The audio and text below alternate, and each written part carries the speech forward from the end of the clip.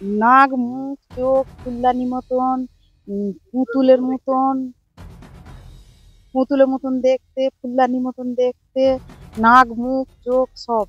নাক মুখ চোখ কেমন মানুষের মতো? কার মতো? মানুষের মতো। কতগুলো জমি এরকম? আর বিঘে 15 উপর? 15-20 বিঘে। আমরা তো প্রতি বছরই এই চাষের কাজ করি, আমরা তো লেবার। প্রতি হ্যাঁ, পুরো তো বেরোচ্ছে। এবারে বেশি। এই যে হাতি হয়ে গেছে, এরকম কোনো বছর হয় না। এবছর এত কষ্ট হচ্ছে আমার, তারারানি করে। কোথায় গেল? বালিয়া। আলু নিয়ে যেটা সমস্যা হয়েছে, যে একটা বিভিন্ন টাইপ অফ আকৃতিতে যে আলুটা হয়েছে, আদা টাইপের, সেটা কৃষকরা এসেছিলেন, যে সমস্ত কৃষকরা বীজটা নিয়েছিলেন, যাদের কাছ থেকে যারা বীজ সাপ্লাই দিয়েছেন তেনারা যেমন ছিলেন, আর যে সমস্ত কৃষকের আলুটা বিকৃতি করানো হয়েছে তেনারাও ছিলেন। এসডিও তত্ত্বাবধানে একটা মিটিং ছিল। তো সেখানে যারা কৃষকরা ছিলেন এবং যারা বীজটা সাপ্লাই করেছেন তেনারা সুন্দর নিজেরাই মীমাংসা করেছেন, এত সুন্দর একটা মিউচুয়াল করেছেন। ওনারা একটা সপ্তাহের মধ্যে আলুটা চাষিদিকে বলেছেন আলুটা ভেঙে, আমরা যেটা ভাঙা বলি, আলুটা তুলে জড়ো করে রাখতে। তো ওনারা সরকারি যে মূল্য আছে সেই মূল্যতে ওনারা তুলে নেবেন। তেনারা বীজটা সাপ্লাই দিয়েছেন, ওনারা নিজেরাই সমাধানের পথটা পরিষ্কার করেছেন।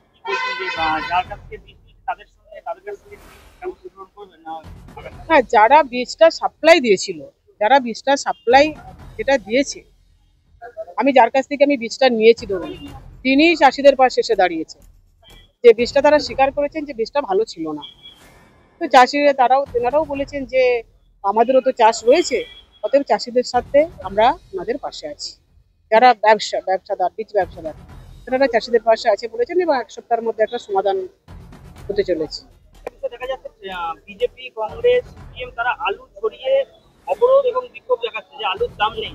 রাজ্য সরকার নাকি ভালো দামে আলু কিনছে না, কি বলবেন? আমার মনে হয় ওনাদের মাঠে গিয়ে আলুটা বসানা, আলুটার পরিচর্যা, আলুটা তোলা খুব কষ্ট হয়। কেউ একজন তুলে নিয়েছে, এসে ছড়িয়ে দিলেন। এর আগেও আমরা কামারপুকুরে দেখেছিলাম, আলুটা নিয়ে এসে ছড়িয়ে দিল, ওনাদের লোক চটপট জলদি করে কুড়িয়ে নিয়ে চলে গেল। তাহলে যেনারা ছড়াচ্ছেন তেনারাই কুড়াবেন, ওনাদের কাজ হচ্ছে ছড়িয়ে দিয়ে বা কুড়িয়ে নেওয়া। তো মাঠে গিয়ে তুলে এসে ছড়াব না, তারপরে বুঝতে পারবে কত ধানে কত চাল। ওনারা কি বলেছিলেন বলুন তো? কামারপুকুরে এসে কি বলেছিলেন?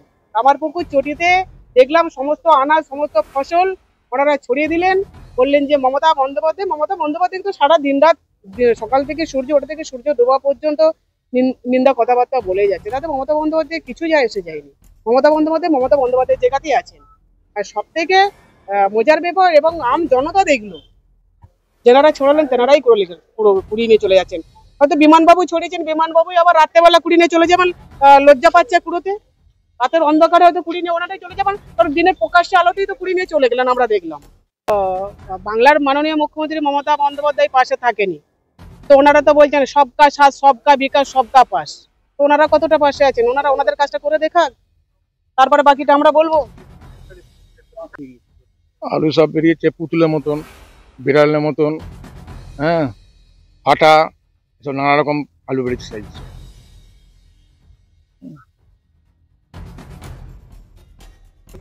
খারাপ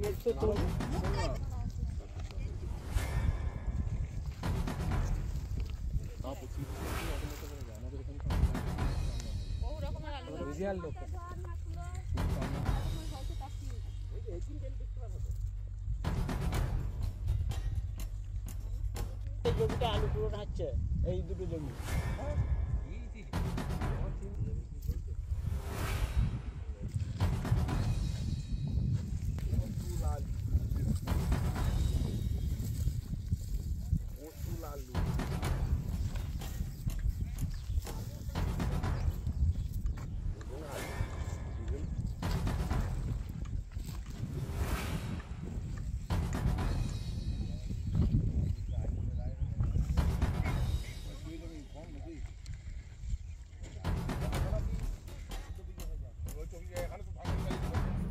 প্রথম এত উন্নত মানের স্কুল খানাকুলের হেলান বাজারে 2025-26 শিক্ষাবর্ষে শুরু হতে চলেছে Indian number 1 play school national institute kids zone, CBSE and Kerala model school.